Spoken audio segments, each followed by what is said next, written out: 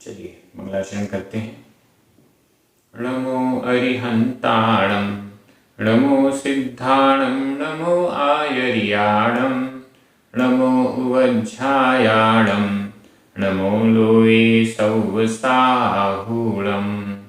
बोलिए श्री खजाराट शांतिनाथ भगवान की जय। आचार्य गुरुवर विद्यासागर जी महाराज की जय। आचार्य श्री समय सागर जी महाराज की जय।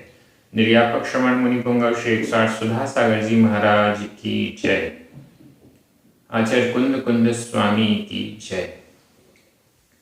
हम सभी बड़े सौभाग्यशाली हैं जो हमें आचार्य कुंद कुंद स्वामी के महान ग्रंथ अट्ठपाहुड़ के अध्ययन का अवसर मिल रहा है। दर्शन प्राभृत जो पहला प्राभृत है, पहला पाहुड़ है, उसको हम पूर्ण कर चुके हैं एक एक शब्द के स्वाध्याय के साथ।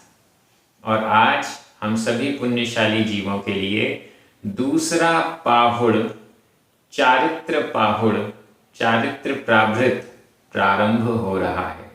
निश्चित रूप से हम अपने आप को सौभाग्यशाली मान रहे हैं, अपने भाग्य की, अपने पुण्य की सराहना करते हैं। आज से चारित्र पाहुड़ प्रारंभ हो रहा है। पहली गाथा मंगलाचरण के रूप में हम इस वीडियो के माध्यम से समझेंगे और कुछ आवश्यक चीज़ें जो हम स्वाध्याय के दौरान अपने पालन के योग्य समझते हैं उन पर भी चर्चा करेंगे। चलिए प्रारंभ करते हैं। मंगलाचरण। सवन्हु सवन्हु आधा ण हा में बड़े ऊ की मात्रा। सवन्हु सवदंसी सवदंसी आधा वा पूरा वा। सवदंसी ऋमोहा ऋमोहा आधा मा पूरा मा। वीराय परमेठी आधा ट ठ परमेठी। वंदितु आधा ता पूरा ता। वंदितु तिजगवंदा तिजगवंदा।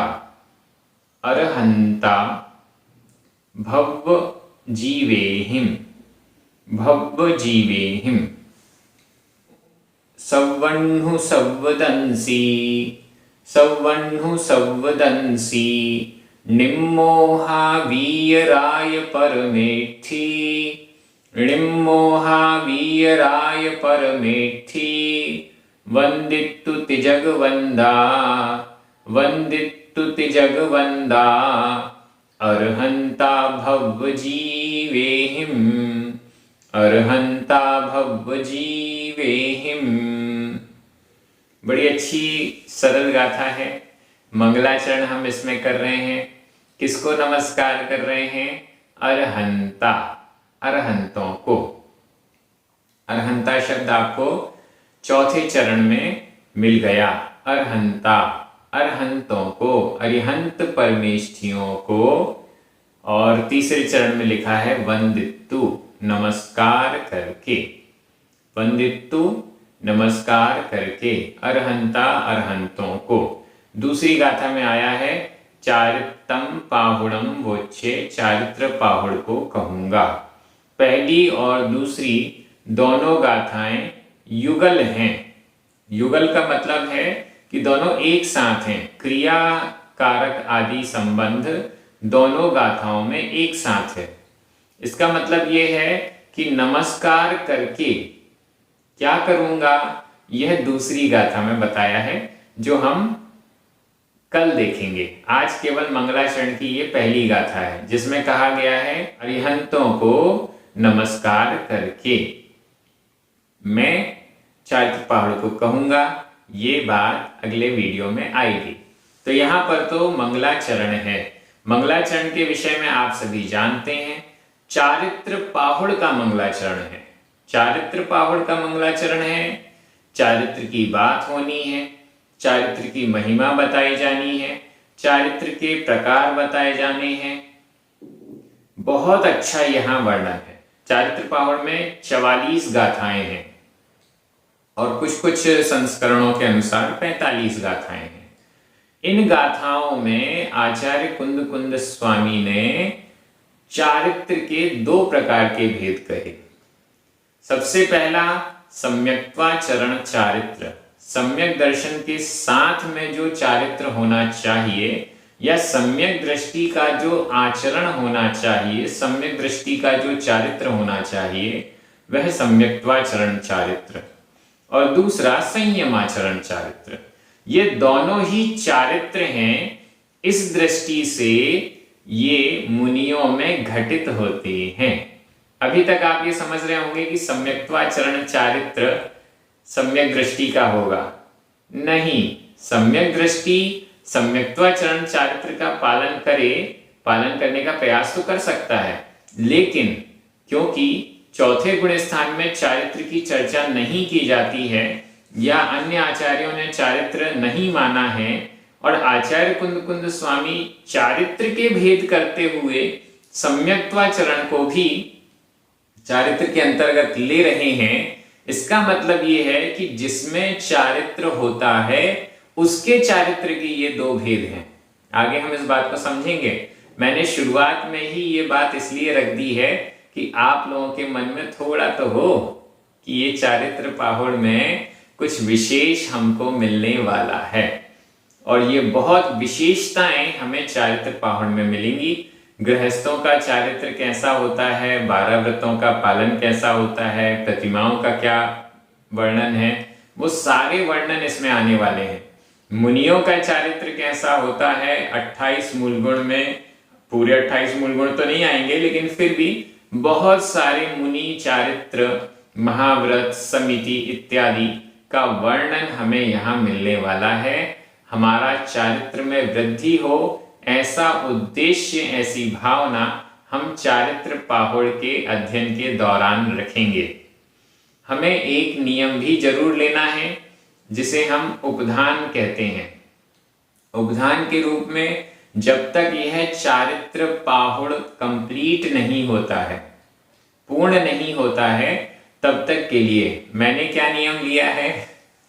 दर्शन पाहुड़ के समय तो सेव फल का त्याग किया था और अब बिही, जिसे जाम फल भी कहते हैं, क्या कहते हैं, बिही का त्याग कर रहे हैं। जब तक यह चारित्र पाहुड़ कंप्लीट नहीं होता तब तक के लिए बिही का त्याग है। आप लोग भी कोई ना कोई त्याग अवश्य करें, नियम अवश्य लें, जब तक ये चारित्र पाहुड़ कंप्लीट नहीं होता है, पूर्ण नहीं होता है, तब तक के लिए। और उन नियमों को कमेंट बॉक्स में जरूर डाल दें या मुझे व्हाट्सएप पर भेज दें या ग्रुप में डाल दें, जहां आपकी इच्छा हो, लेकिन सूचित अवश्य कर दें। यूट्यूब के कमेंट बॉक्स में डालेंगे तो पूरी दुनिया को हमेशा के लिए पता चलेगा कि कितना बढ़िया स्वाध्याय आपने किया है, नियम पूर्वक किया है। तो उपधान के लिए कोई ना कोई नियम लेना है। 44 गाथाएं हैं, प्रतिदिन लगभग 2-2 गाथाएं होंगी। इसका मतलब है लगभग 1 महीने या 5-7 दिन और इतने में आपका यह ग्रंथ पूर्ण हो जाएगा। मंगलाचरण यह किया जा रहा है, आचार्य कुंद कुंद स्वामी इसमें चारित्र की चर्चा कर रहे हैं। मंगलाचरण इसलिए किया जाता है कि यह ग्रंथ निर्विघ्न रूप से पूर्ण हो सके। जो शिष्यगण हैं वो अपने गुरु यानी आचार्य कुंद कुंद स्वामी की भावनाओं को समझ सकें, उनके उपदेशों को समझ सकें, आत्मसात कर सकें, इत्यादि भावनाओं से कोई विघ्न उपस्थित नहीं हो, इन सब भावनाओं के साथ मंगलाचरण किया जाता है। यहाँ पर भी हम प्रयास कर रहे हैं आचार्य कुंद कुंद स्वामी के एक एक शब्द को समझने की। प्राकृत भाषा का यहाँ पर आचार्य कुंद कुंद स्वामी ने प्रयोग किया है।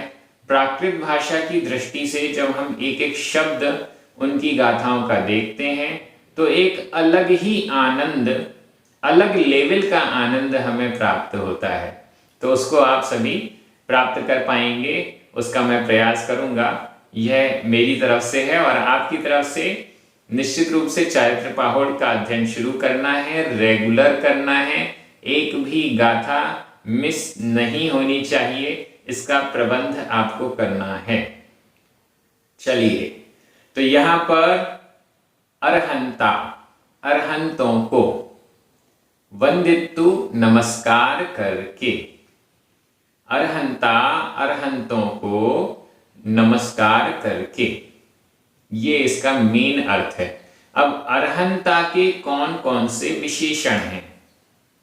सवर्णु पहला विशेषण, सव्वदंसी दूसरा विशेषण, निम्मोहा तीसरा विशेषण, वीराय चौथा विशेषण, परमेठी पांचवा विशेषण और नीचे तिजगवंदा, ये 6 विशेषण अरहंता अरिहंतों के हैं। अरिहंत परमेष्टि किसे कहते हैं? परिभाषा आप सभी को पता होगी। जिन्होंने अपने 4 घातिया कर्मों को नष्ट कर दिया है। कर्म 8 होते हैं, जिन्होंने 8 कर्मों को नष्ट किया वो सिद्ध परमेष्टि। जिन्होंने 8 कर्मों में से 4 घातिया कर्मों को तो नष्ट कर दिया है, लेकिन 4 अघातिया कर्म अभी भी शेष हैं, वे अरिहंत परमेष्टि हैं। जो 8 कर्मों को नष्ट कर देते हैं वो सिद्ध हो जाते हैं, पूरे संसार के चक्र से मुक्त हो जाते हैं, मोक्ष को प्राप्त कर लेते हैं, द्रव्य मोक्ष को प्राप्त कर लेते हैं। अरिहंत परमेष्टि ये भी शेष बचे हुए कर्मों का नाश निश्चित रूप से करेंगे और आगे सिद्ध अवस्था को प्राप्त करेंगे, लेकिन अभी जब तक ये 4 कर्म हैं तब तक वे संसार में हैं। एक प्रकार से वे जीवन मुक्त हो चुके हैं, एक प्रकार से वो इन संसार की झंझटों से छूट तो चुके हैं, लेकिन अभी थोड़ी सी संसारिकता बची हुई है या संसार में थोड़े समय के लिए रुके हुए हैं, लेकिन संसार से परे हो चुके हैं, संसार के दुखों से छूट गए हैं। अनंत चतुष्टय को उन्होंने प्राप्त कर लिया, अनंत दर्शन, अनंत ज्ञान, अनंत सुख, अनंत वीर्य को उन्होंने प्राप्त कर लिया। ऐसे अरिहंत भगवान होते हैं। अरिहंत में अरिह यह अर्ह के अर्थ में है और आधा ना और त ये वर्तमान कृदंत है। अर्ह अर्हताएं, योग्यता, जो योग्यताओं में वर्धमान है, जो योग्यताओं में वर्तमान है, कंटिन्यू जिनकी योग्यताएं चल रही हैं वह अरहंत, ऐसा हमें अर्थ लेना है। मतलब अरहंत में वर्तमान कृदंत का प्रत्यय आधानावर्ता लगा हुआ है और इस कारण से अर्ह यानी योग्य, जो पूजा आदि के योग्य हैं, जो महान पूजा आदि के योग्य हैं, देवताओं आदि के द्वारा भी जो महान पूजा आदि के योग्य हैं, इस दृष्टि से वे अरहंत हैं। दूसरे तरीके से अर्थ निकालें, अरि, अरि यानी शत्रु और ह यानी नष्ट करने वाले। घातिया कर्म रूप शत्रुओं को जिन्होंने नष्ट कर दिया है, अपने अंतरंग कर्म रूपी शत्रुओं को जिन्होंने नष्ट कर दिया है, वे अरहंत या अरिहंत हैं। यहां पर 3 वर्जन या 3 रूप मिलते हैं अरिहंत शब्द के। अरिहंत रा में छोटी की मात्रा, अरहंत रा में अ की मात्रा, अरुहंत रा में छोटे उ की मात्रा। तीनों का अर्थ एक ही है। यहां पर अरहंत शब्द का प्रयोग हुआ है, अरिहंत का नहीं हुआ है, लेकिन अर्थ तीनों एक बराबर हैं, अलग अलग स्थानों पर अलग अलग प्रयोग मिलता है। तो अरहंत शब्द की व्याख्या आपको आज मिल गई है। अब अरहंत भगवान कैसे हैं? सवर्णु, सर्वज्ञ हैं। सवर्णु, सव सर्व, ज्ञ सर्वज्ञ, ज्ञ यानी जानना, जानने वाले, सर्व को जानने वाले, सब कुछ जानने वाले, सब कुछ जो है उसे जानने वाले। सर्वज्ञ भगवान के ज्ञान से कुछ भी जिसका अस्तित्व है वह बचा नहीं है। सर्व समस्त द्रव्यों को जानने वाले, जितनी भी द्रव्य हैं, जीव हो, पुद्गल आदि, जितनी भी द्रव्य हैं उन सब द्रव्यों को जानते हैं, सर्व। और इन द्रव्यों की पर्यायों को भी जानते हैं। पर्याय अवस्था, वर्तमान अवस्था, वर्तमान पर्याय, भूतकाल की अवस्था, पुरानी अवस्थाएं, भविष्य काल की अवस्थाएं जो भविष्य में होंगी, उन सब को जिन जिन का अस्तित्व है उन सब को सर्वज्ञ भगवान जानते हैं। उनके ज्ञान में ये समस्त द्रव्य और उनकी अनंत पर्यायें झलकती हैं।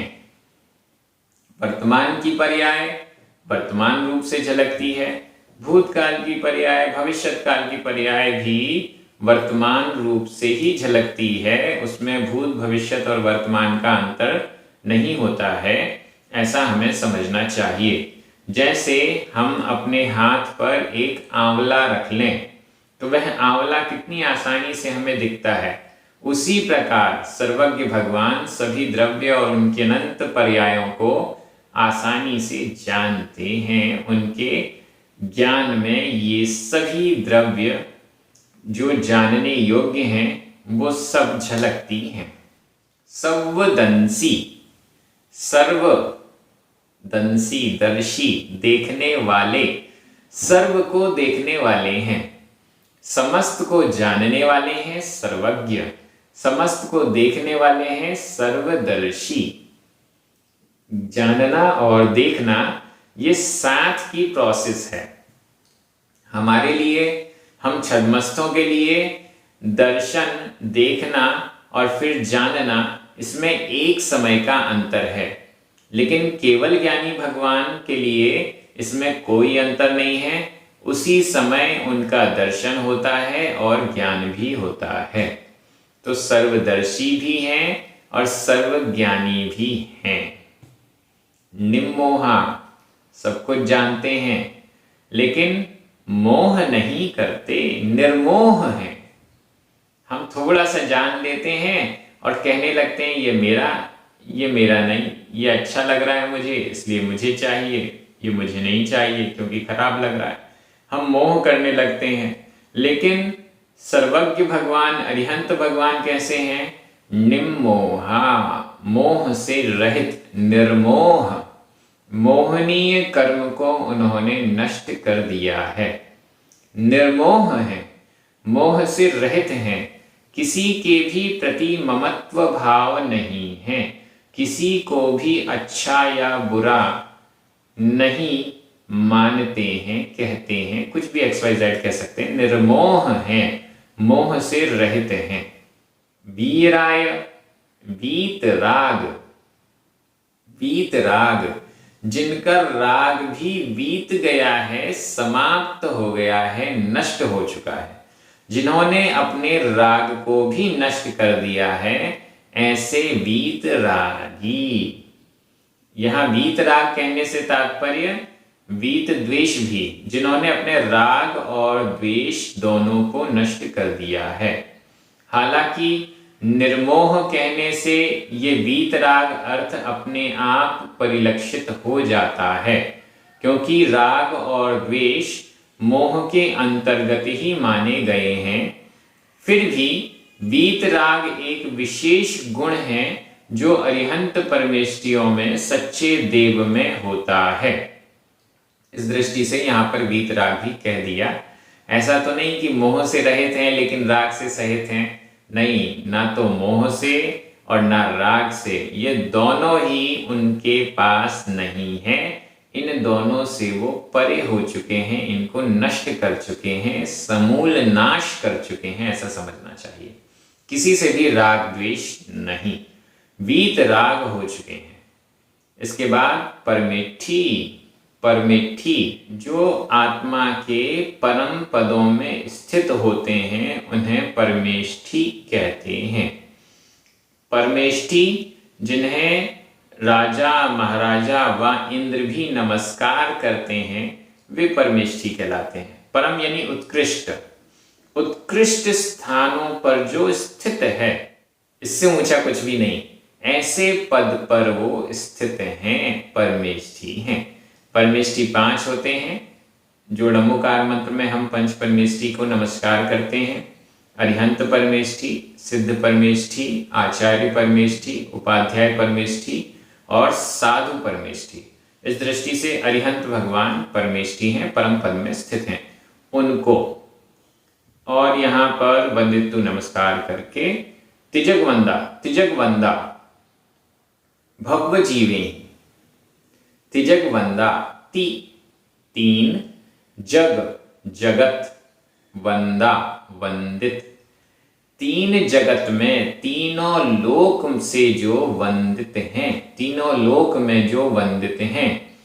3 लोक कौन से? ऊर्ध्वलोक ऊपर वाला जहां पर स्वर्ग है, मध्यलोक बीच वाला जहां पर हम सभी मनुष्य और तिर्यंच आदि हैं, और अधोलोक नीचे वाला जहां पर नारकी लोगों जीवों के बिल हैं और कुछ देव भी रहते हैं।